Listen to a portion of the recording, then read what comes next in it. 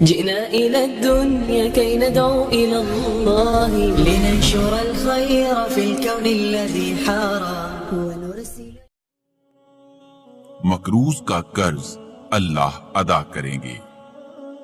عبد الرحمن بن ابی بکر رضی اللہ عنہ بیان کرتے ہیں کہ نبی کریم صلی اللہ علیہ وسلم نے فرمایا، اللہ تعالی روز قیامت مقروض کو بلائیں گے، اسے روبرو کھڑا کر دیا جائے گا، اس سے کہا جائے گا کہ اے ابن آدم، تو نے یہ قرض کس لیے لیا ہے اور کیوں لوگوں کے حقوق ضائع کیے ہیں؟